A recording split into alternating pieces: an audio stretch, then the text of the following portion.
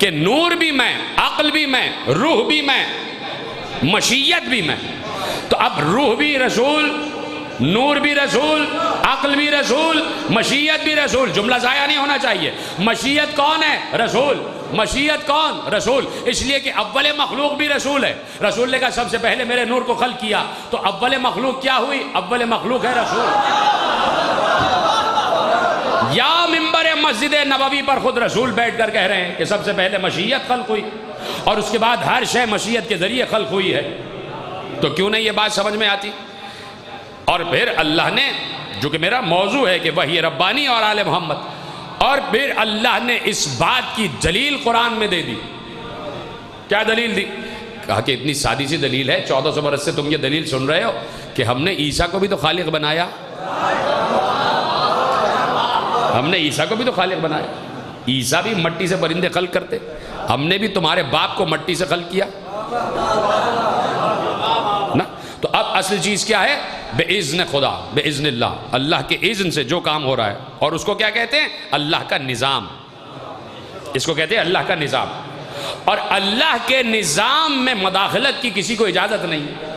سب مجبور ہیں کہ اللہ کے اطاعت گزار رہیں، چاہے چاہیں یا نہ چاہیں. ہر مخلوق شعوری اور لا شعوری طور پر اللہ کی اطاعت گزار ہے. بھول گئے؟ یہیں سے تو بات موڑی تھی میں نے. ہر مخلوق شعوری اور لا شعوری طور پر اللہ کی اطاعت گزار ہے. دلیل کیا ہے؟ دلیل کیا ہے؟ دلیل یہ ہے کہ اللہ نے قرآن میں ارشاد فرمایا کہ ہر شے میری تسبیح کرتی ہے.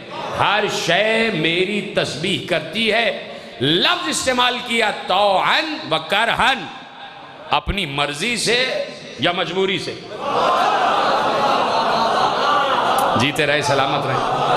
کہ ہر شے میری تسبیح کرتی ہے. کائنات میں جو کچھ ہے وہ اللہ کی تسبیح کرتا ہے، چاہے مرضی سے کرے، شعوری طور پر کرے یا لا شعوری طور پر کرے. اب آؤ پلٹ کے، یہی تو فیض ہے ذکر آل محمد کا میرے عزیزوں، کہ کہیں آپ کو یہ طرز گفتگو ملے گا نہیں جو آل محمد کے دروازے سے ملتا ہے.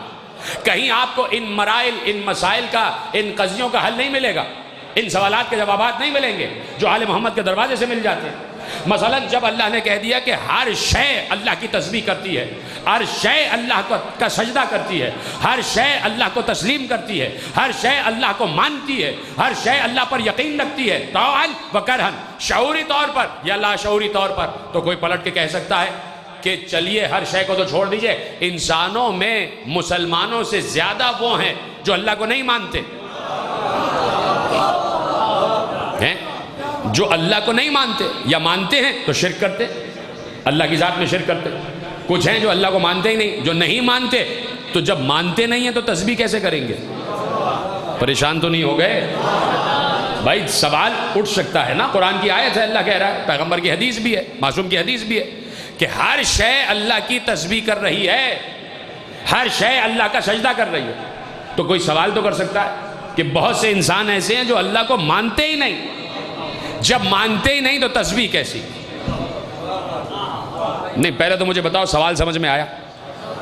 سوال سمجھ میں آ گیا کہ بہت سے انسان جب اللہ کو مانتے ہی نہیں، ان کے نزدیک اللہ وجود ہی نہیں رکھتا، نعوذ باللہ. تو جب ان کے نزدیک اللہ نعوذ باللہ وجود ہی نہیں رکھتا تو پھر وہ تسبیح کیسے کریں گے؟ اس کی ہم کیسے کریں گے؟ اس کا سجدہ کیسے کریں گے جب مانتے ہی نہیں؟ اور قرآن کہہ رہا ہے کوئی بھی کہیں بھی ہے وہ اللہ کو مانتا ضرور ہے، چاہے جبرن، چاہے طاعتن، چاہے مرضی سے، چاہے مجبوری سے. تو آپ دیکھ رہے ہیں تو کس کی مانے؟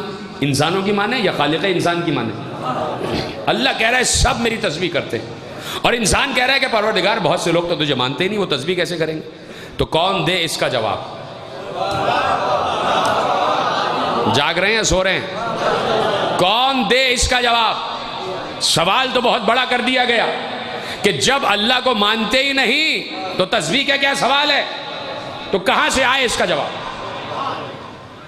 تو اب وہ جواب دے کہ جو ہلاکت سے بچانے والا ہے، یا وہ جواب دے جو ہلاک ہونے والا ہے؟ کون جواب دے گا اسے؟ کہاں سے جواب آئے اس سوال کا؟ سوال پھر دوہرا رہا ہوں کہ جب کوئی اللہ کو مانتا ہی نہیں تو تسبیح اور سجدہ کیسے کرے گا؟ تو معصوم سے پوچھا گیا، اور اب یہ جملہ آپ کے حوالے کر رہا ہوں، آخری آدمی تک جملہ پہنچ جائے تو اب کہہ رہا ہوں کہ بول دینا، میرے ساتھ دینا، کہ جملہ پہنچ جائے تو بتانا تاکہ آگے بڑھنے میں مجھے آسانی ہو جائے۔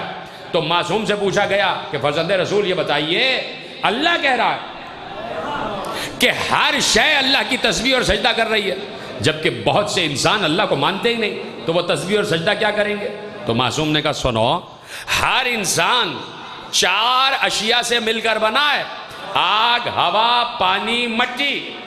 آگ اپنی جگہ تسبیح کرتی ہے، پانی اپنی جگہ تسبیح کرتا ہے، مٹی اپنی جگہ تسبیح کر رہی ہے۔ جیتے رہے، سلامت رہے۔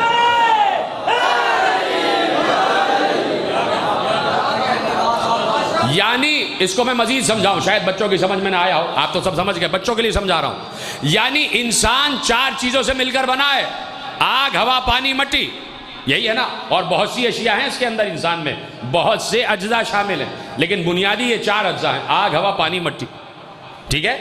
ان 4 اجزاء سے مل کر بنا ہے۔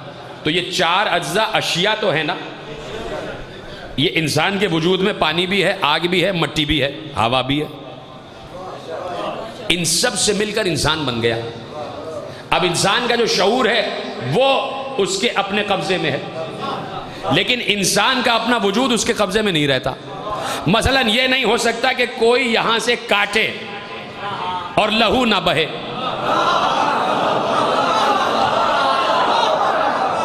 سمجھ میں آ گئی بات؟ بھائی کوئی کسی کو چھری مارے ادھر سے کاٹ دے، اور اگر خدا نہ خواستہ میں کسی کے ہاتھ پہ ایسے کٹ ماروں اور وہ یہ چاہے کہ لو کٹ مار دو، کاٹو میرا ہاتھ، میں چاہوں گا کہ خون نہیں بہے گا تو نہیں بہے گا، یہ ایسا ہو سکتا ہے؟ کبھی نہیں۔ تو اپنے اس جلد پر تو اختیار ہے نہیں،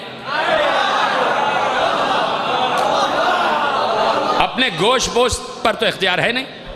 اختیار کس چیز پر ہے؟ اپنی عقل پر، کہ بس اس کے ذریعے سے خدا کو نہیں مانیں گے، لیکن اسے یہ پتہ ہی نہیں کہ اس کے وجود میں جو آگ ہے وہ بھی تسبیح کر رہی ہے، اس کے وجود میں جو مٹی ہے وہ بھی تسبیح کر رہی ہے، اس کے وجود میں جو ہوا ہے وہ بھی تسبیح کر رہی ہے، اس کے وجود میں جو پانی ہے وہ بھی تسبیح کر رہا ہے۔ کہا معصوم نے کہ یہ ہے اس آیت کی تشریح، کہ چاہو یا نہ چاہو تسبیح تو کر رہے ہو، ہاں لیکن تمہیں اس تسبیح کا شعور نہیں ہے، تمہیں پتہ ہی نہیں کہ تمہارا رواں رواں سبحان اللہ کہہ رہا ہے، پھر بھی تمہاری عقل سرکشی کر رہی ہوتی ہے۔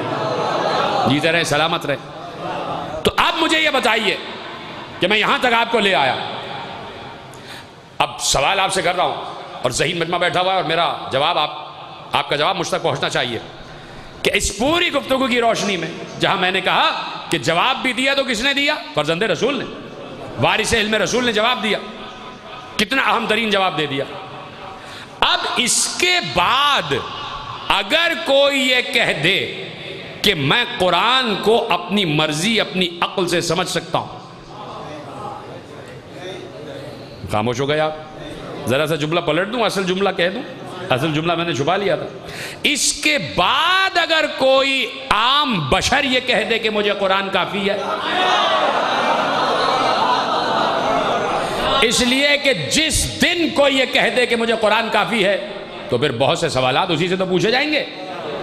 تو جب انہوں نے کہا کہ مجھے قرآن کافی ہے تو ان سے 70 سوال کیے گئے،